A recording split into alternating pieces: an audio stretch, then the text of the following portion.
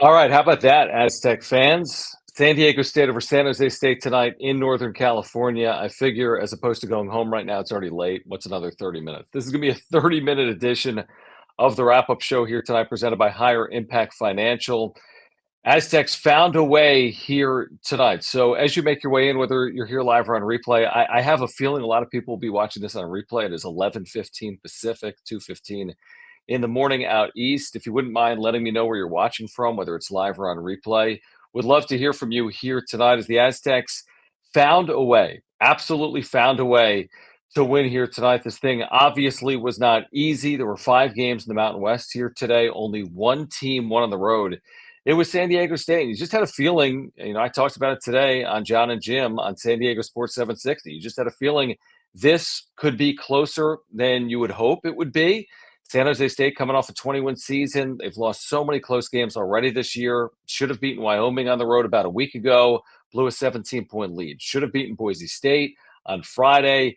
Were outscored down the stretch, led for over 30 minutes in that game. And to their credit, they hung in this thing all night long. 15 lead changes, 14 or 15 ties in this game. And the Aztecs, as they typically do, I mean, you think about this team over the last couple of years, really more than just the last couple of years, but whether it was Steve Fisher and now Brian Dutcher, they find ways. And that's really the story of this team this year. Think about the 50-50 games that the Aztecs have won. And by the way, T-Mac is watching tonight from Colombia. That's amazing. So please do let me know where you're watching from, whether you're here live or on replay. If it's on replay, put it in the comments. If you're here live, please put it in the live chat. Also, please subscribe. This is a brand new channel for Aztec fans. If you have not subscribed, if you wouldn't mind doing that for me, I really appreciate it. If you wouldn't mind telling people about this channel, letting other Aztec fans know, I would appreciate that as well. Please smash the like button for me. You can follow me on Twitter at John Schaefer. Also, thank you for your support of the channel. You can become a member by clicking join down below. You get custom emojis and badges. And if you want to make sure I get your comment, if you want to support the channel, you can click the $ below the chat box. I'll get to all of your super chats here tonight. Let me just start with some of these comments that are rolling in. Thank you, Daniel. You're kind. Yeah, this is a late night wrap-up show. I agree with you, Steve. I put a poll pinned at the top of the chat, who's the MVP? And I can't answer it. And I put, is it Jaedon or is it Jay Powell? And it is a really tough question to answer here tonight. Larry Joe, great to have you here live watching here tonight in the Inland Empire. Sure, Parrish had some plays, Rich, to your point down the stretch. Absolutely. He had the steal in the layup, and then he had the ball go off the hip of Amy with his defensive pressure. That's a really good point. Gary Lee, thank you. He says, thank you for all the work you do, John. We'll be in the building Saturday, 3-hour drive. That is a huge game, probably a bigger game for New Mexico than it is for San Diego State.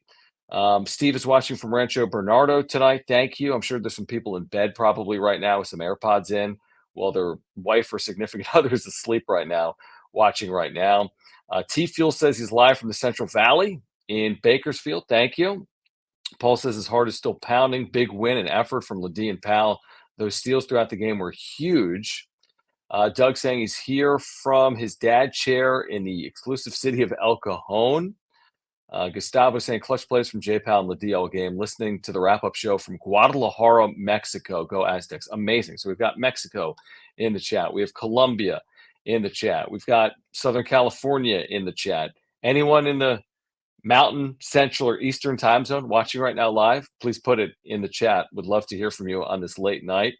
Kevin saying San Jose State could sure shoot the ball. Mountain West is going to be difficult for everyone on the road. Hopefully Grand Canyon and UCSD were good prep for New Mexico, Utah State. I mean, it's really hard to prep for some of the environments that San Diego State is going to play in. And that is even considering what they've, played in already this year, whether it was the Marriott Center, which is a really tough building. I've called 3 games there now for San Diego State. Gonzaga obviously is a ridiculously tough building where they win at 95% clips over the years and the 20 years in the kennel.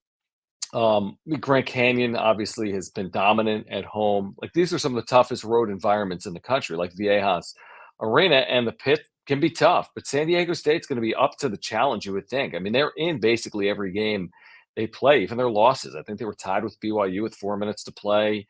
Grand Canyon, they had a chance to make it a one-possession game when they stole the ball away with like 15 seconds left. They kind of came back in that game from 10, 11, 12 down late to make it a 4 or 5 point game. But they're in games, And we'll see if they'll find themselves in another game with New Mexico. Of course, New Mexico gave the Aztecs all kinds of trouble a year ago, winning at Viejas, and it took Lamont Butler at the buzzer before Lamont Butler at the buzzer for the Aztecs to win at the pit back in 2023. But really, first things first here tonight is what San Diego State did in this game. I mean, they built the early lead and they relinquished it immediately.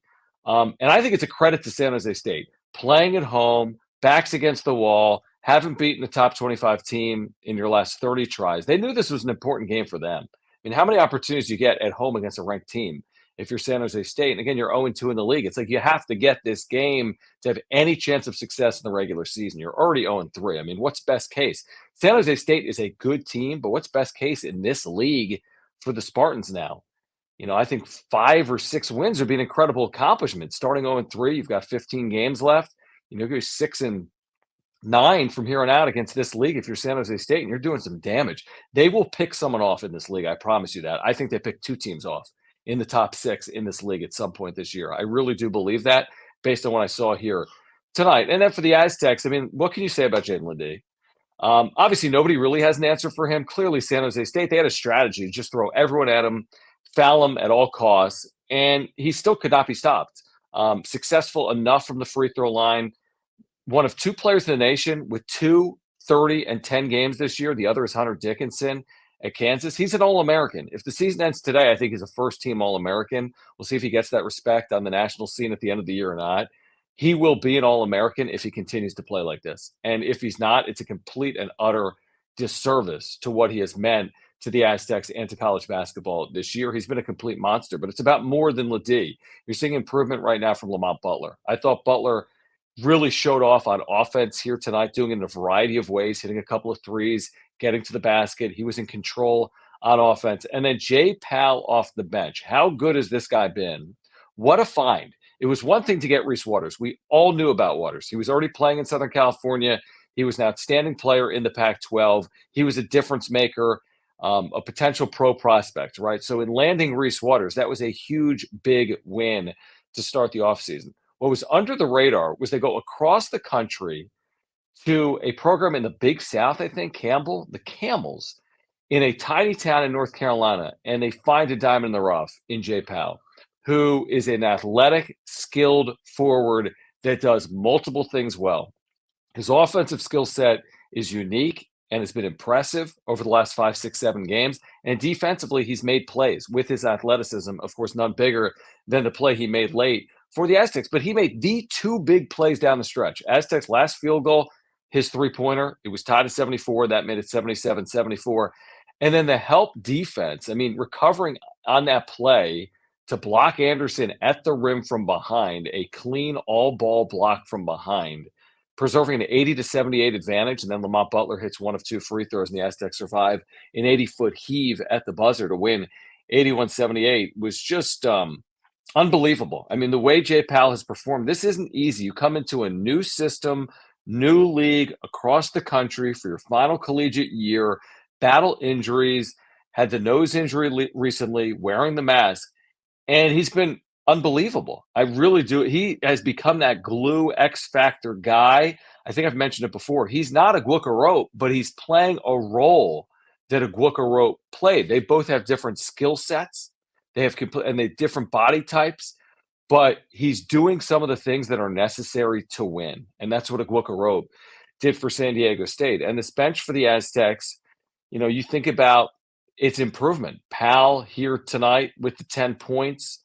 A lot of this tonight was LeDee and Butler and Parrish, but you did get the 10 from Powell off the bench. We didn't see a lot of Elijah Saunders, who in 13 minutes was just 1 of 5 from the floor, scored 2 points. Darian Trammell didn't score in 20 minutes here today. Miles Bird, 13 minutes off the bench. Really wasn't a huge factor. Miles Heide did have a putback slam, but he only played 4+ minutes here tonight. So this was close game. Go with the girl you brought to the dance, so to speak, right? LeDee's going to need to play 40 minutes in some of these conference games that you just got to get. This game, I said it during the countdown to tip-off on San Diego Sports 760 on the pregame today. I said this game was more critical than the New Mexico game because this is one of those games you can't afford to lose. I said the same thing about Stanford before Gonzaga. That would be the blemish on the resume. You lose to Stanford, quad 3 loss. You lose to San Jose State, quad 3 loss. I want to say the Aztecs are now 49-0 in their last 49 games against quad 3 or quad 4 opponents. If that's not the longest winning streak in the country against quad 3 or quad 4 opponents, it's top 2 or 3. It's amazing how they've avoided that blemish and they keep their resume clean. You can lose at Gonzaga. Aztecs, to their credit, didn't. You can lose at New Mexico. We'll see if they find a way to win the game. The games you need to avoid losing are at San Jose State, at Fresno State, at Air Force, home to San Jose State, right? Home to Fresno State. They've already beaten them. Those 5, 6, quad 3, quad 4 games, you got to be perfect in, especially in this league when it's going to be hard to win against the upper echelon, especially on the road. But if you get tripped up on the road against the upper echelon, dare I say, even at home, I don't think it's going to have much bearing on the metrics or the resume. Now, again, you want to win as often as you can. I think if you can somehow get through this thing, I mean, it's going to be hard for anyone to go 15-3. Let's be honest, in this league. I mean, I don't think it'll be easy to go 14-4 for anyone in this league. If you do it, all of a sudden you're positioned for a really high seed in the NCAA tournament. But I think you lose 5 times in the league. I don't think all of a sudden it really lessens your resume or burdens you from a seed line perspective. It'll be interesting to see how it plays out. You got a top 20 team right now in Colorado State that's 1-2 in the league. You got a top 20 team in San Diego State that's 3-0. I think Utah State with a win tonight is also 3-0 in the league. So, I mean, there's just so many fascinating things coming out of this game. Aztecs haven't lost since Grand Canyon. They've won 7 straight. They're 14-2.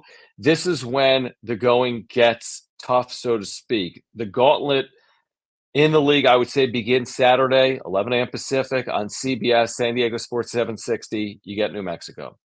Then you return home. You get the extra day. You play Wednesday, not Tuesday. You get Nevada. They've lost 1 time this year, the Nevada Wolfpack. And then you go to Boise, and Boise just picked off Colorado State tonight at home by 8 points. They were in control of that game. Colorado State did not look like themselves on offense. Then you get Wyoming at home. You got to win that game. And then you go to Colorado State. And then you host Utah State. So, it's not going to be easy. It doesn't really let up. I mean, it really doesn't. You see what's happening right now in the league. UNLV beating New Mexico here tonight. 4 home teams winning tonight. It's going to be hard to win everywhere, I would say, on the road. Like you look at what's to come. New Mexico, Boise State, Colorado State, all challenging. Air Force, we know it can be tricky. Aztecs have been really good there recently, 7-2 in their last 9. You still go to Reno. We know that can be challenging. You go to Logan. Fresno State, last year the Aztecs won, 43-41 or 44-42? And then you go to UNLV. Yeah, the Aztecs have dominated there in recent years. More like the last decade plus. But UNLV with talent. And, we saw some of those flashes of their talent this past weekend. And I think they could be a different team come March 5th. We don't know. I mean, maybe they take on some water, or maybe they play like a top 5 or so team in the Mountain West. But it's not going to be easy. You got to avoid losing streaks. You got to avoid being tripped up by someone that is in one of those lower quadrants, like quad 3 or quad 4. And that's what San Diego State has been able to do here to start 2023-24. But I think a lot of encouraging signs. If you wanted to, parse this thing down or mince or whatever, I'm sure there's things to be critical of. But Brian Dutcher talked about it with Ted postgame on the radio. He's like, we played well. San Jose State is good. They've lost close games. They're a veteran team. Tim Miles is a good coach. They have good offensive weapons. And I think we saw that here tonight. It's a little bit of a pick your poison. They either get downhill on you and then kick it out for some threes where they've been a good 3-point shooting team, or they get downhill on you and get to the free throw line. They've been a terrible free throw shooting team this year, not tonight. The recipe for an upset is a team goes 23 of 25 from the free throw line. They did that tonight. And a team hits 9 threes, and they did that tonight. Like, that's a recipe for an upset, because you look at this box score tonight, and San Diego State, I'm telling you, they did play well in this game. When I tell you 47% shooting on the road, 21 of 29 from the free throw line, 72%, but 21 makes. They were +2 in turnovers. They outscored San Jose State, a really stingy team that doesn't turn it over, 14-6 off turnovers. They were +9 in rebounds. They had 13 offensive rebounds, the Aztecs. They were +14 points in the paint in this game. They had 4 blocks. The Spartans had 0. Like, you say all that, and you think San Diego State won this game by 10. The reason they didn't, Spartans 23 of 25 from the line, and 9 made threes. The Aztecs had 6 made threes. And that was nearly enough for the Spartans to pull the upset here tonight. But again, to the Aztecs' credit, they found a way, and that is something that they just routinely have done throughout 2023 24. They've just routinely done that here this season. So again, if you are here, if you wouldn't mind subscribing, we'll be with you for the next 15 minutes or so. Please smash the like button for me as well. You can follow us on Twitter at John Schaefer, JONSCHAEFFER. Again, at John Schaefer. Appreciate the super chats. Click the $ below the chat box, and appreciate the memberships as well. You can click the join button down below. Before we proceed, I do want to tell you about our title sponsor. Can't do this without your support, whether you're here live or on replay. Without the support of Eric Lanier at Higher Impact Financial, huge San Diego sports fan and a San Diegan. He's the founder of Higher Impact Financial. He solves two major problems for people that meet with him. The first is that he's found that too many people do not have a financial plan. The second is that most of us just don't have clear, defined financial goals. So here's the thing. You can click the link in the description down below to get to Eric's website. If you're ready to get better results with your wealth, then set up a 15-minute free consultation with Eric. Eric's firm is different than anything you've experienced from a financial advisor. What sets him apart is the questions he'll ask to discover what truly matters to you. He truly runs his firm like a family office. You can take that from me. It's personalized for you, and his commitment to you is that no matter what, you'll leave better off than you were before you called, and you can tell him that I sent you here from the wrap-up show. So if you're looking for a financial planner, please turn to a San Diegan and a supporter of the channel, Eric Lanier at Higher Impact Financial, by clicking that link down below. All right, let me get back to the chat here. I want to get to some of these comments that have rolled in. This comment came in on Radio Post as well. Should J Powell start over Saunders? I would say this right now, and they've typically been hesitant to make wholesale, changes in a starting lineup. Obviously, Trammell's been in there at times, and Waters has been out. I would say that what they're doing now works. I feel like the role that Powell is playing, he is comfortable in. So I don't know if I need to change it. You're winning. He's comfortable. What does it even matter? I mean, if Powell's playing 22 minutes and Saunders is playing 13 minutes, doesn't matter who starts, is what I would say to that question. Andres, what's going on in Eugene? Thank you so much for your viewership. Yeah, I think it's a spark, kind of like Trammell has been a spark a lot off the bench this year, kind of like Bird has been a spark at times off the bench. Let's see. Steve says, I liked our previous 3 double-digit wins better than these tight wins that give me a cardiac arrest. It shows we're a top 25 team when we pull out these close wins. I agree with you. There's a lot of teams around the top 25 tonight that didn't win. Number 1 and number 2 were knocked off tonight, right? Purdue and Nebraska. Nebraska's been good.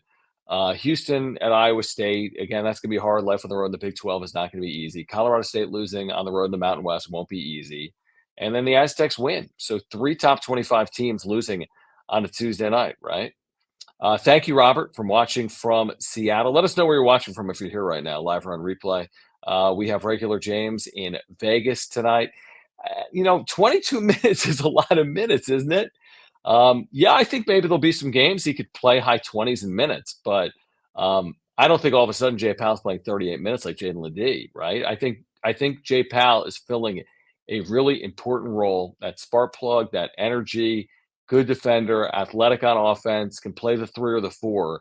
And I think you give him 20-something minutes. And this is vastly improved. Some of the first games of the year, 6 minutes, 8 minutes, right? For Powell. He's into the 20s now in minutes. Gustavo says Powell and Bird coming off the bench, they're huge. They bring great energy and defense to the game. I will stay with Saunders on the starting 5, but I will give more minutes to Powell. That's kind of what we're talking about. If Saunders takes advantage of the opportunity, he'll get more minutes. If Powell takes advantage of the opportunity, he'll get more minutes. That's just how college basketball is going to work. Steve's saying he was surprised Trammell and Bird were unable to score tonight, but you know how this works. Like, there's an ebb and flow. Even a Jaedon LeDee, not every single night is scoring 20 points. There's going to be nights he scores 11 points or 13 points, and others are going to have to pick up. Tonight, you get Powell with 10. You get Butler with 16. So if Trammell doesn't score 10, you can have Butler score 16. Right? If Saunders doesn't score 8, you can have Parrish score 14 or whatever he scored tonight. I think 13. So, it's one of those things that in college basketball, there's very few guarantees. What we can kind of guarantee is Jaedon LeDee's effectiveness, right? I mean, he's going to impact the game, but even LeDee is not automatic with a game like this. It's not like every single time he touches the floor, he's going to score 30 points. Like we can't expect that, even though he's going to do it. I know he's going to do it a time or two again. I agree with you, Journey. 5 losses in this conference right now. You're in a good spot. That's how deep this conference is. Like if you just forecast it out, let's say you go 8-1 in the league at home, which is what they did last year, and that's not going to be easy to replicate if we're being honest. Aztecs lost just one time all year last year at home. So if you're able to do that against a league that's probably improved from last year, I think you feel good. That means you're going 5-4 on the road in league road games. Like that's doing some work. You're 1-0 right now. You'd have to go 4-4 from here on out. But that's how you get to a 13-5 overall record in the league. That might be enough for the top seed, to your point, Journey. It may be enough. Yeah, I mean, this is one of those big swing games. I mean, you can start to create some separation. Like New Mexico would be in a little bit of early conference season trouble if they can't win on Saturday at home.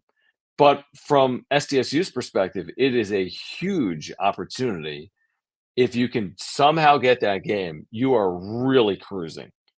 And I don't know what the metrics would say, like KenPom or the line's going to be. Again, for my money, it's like New Mexico kind of has to get the game for their at-large resume. That doesn't mean they will, and maybe playing with that pressure will impact them. And they haven't played great, to be honest here, once conference play has begun, which was the story a little bit last year as well. But playing on CBS, in front of that sold-out crowd at the pit, a game they have to have. My guess is San Diego State's anything from like a 1-point favorite to a 2.5-point dog. What do you guys think about that? 3.5-point dog even? Like, I'd be surprised if San Diego State was favored by more than like a point, point and a half. And I wouldn't be surprised if New Mexico, again, with all the circumstances going into it, was favored by a couple of points. And I think what it basically tells us is it could be a 1-possession game. It could come down to a final possession or two. I don't even know about their health, right? I didn't watch tonight from Vegas. I don't know if you did, Rich, but Mashburn's been hurt.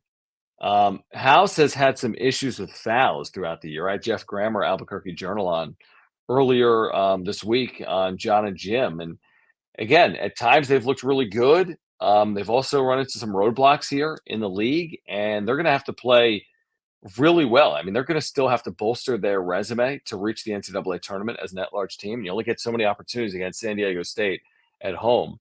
And yeah, I mean, they Dent, Toppin, they're very skilled. I think they have comparable skill to UNLV with more experience or more guys returning. We've seen what House can do. 29, I think, against the Aztecs at VA House last year. Mashburn is a born scorer.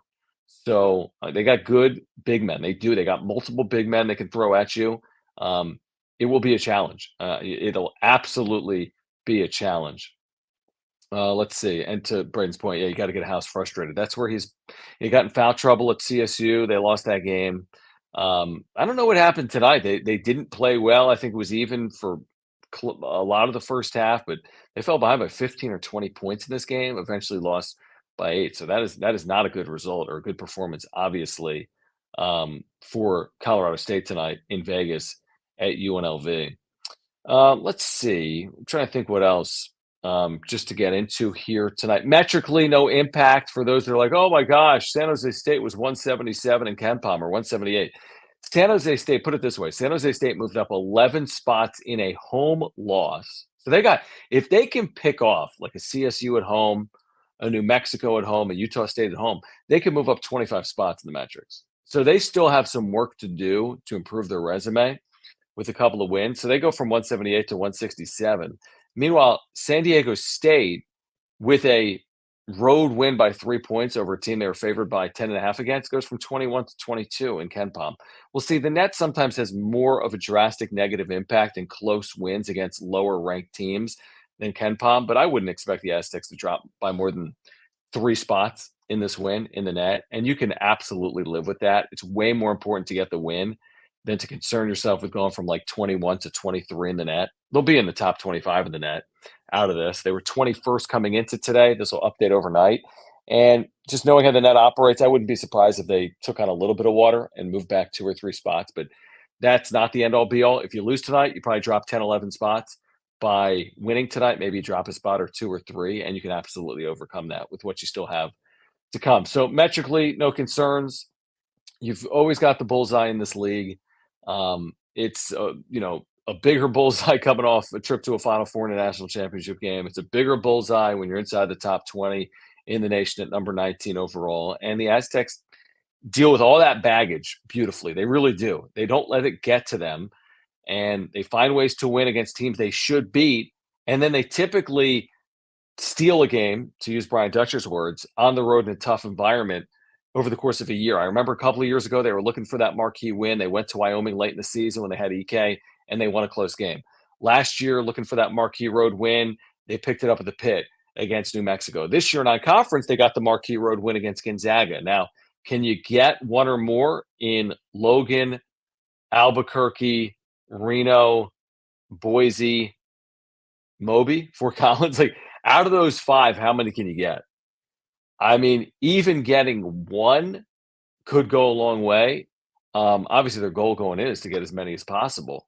But, like, again, under my hypothetical, you get one of those 5, those are your 4 road losses.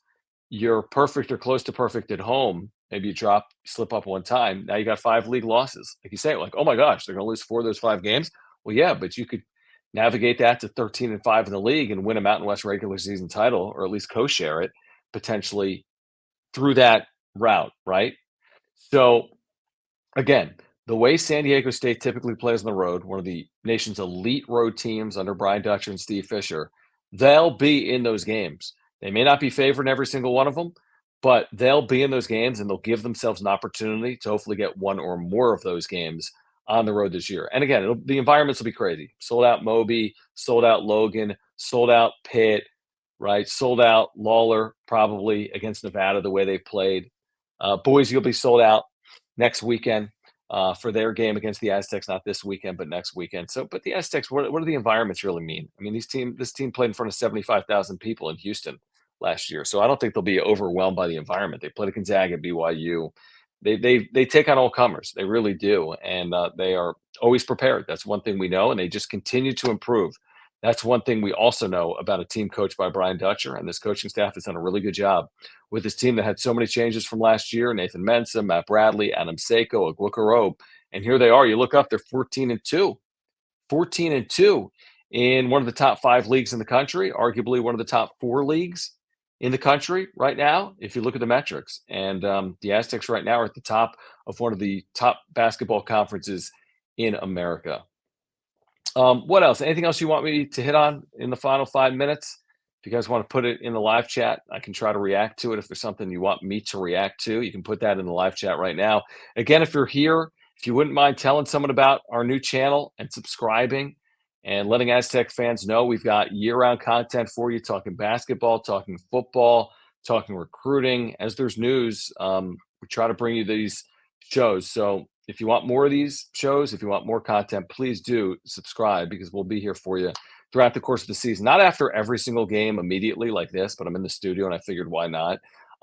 But a lot of Sunday night shows I'll do for you, oftentimes after games, maybe some midweek shows as well. So again, tonight comes down to, for me, Jaedon LeDee completely unstoppable, and then Jay Powell making timely plays and living up to the moment, hitting that corner 3 in a 74-all game, and then the unbelievable save with the block from behind on Anderson, pinning it up against the glass, and then Butler coming up with the ball, and the Aztecs doing what they do. And oftentimes, Dutch says this, they'll go as far as their defense and rebounding will take them. Well, +9 on the glass and a defensive stop. And we've seen that a lot over the last couple of years.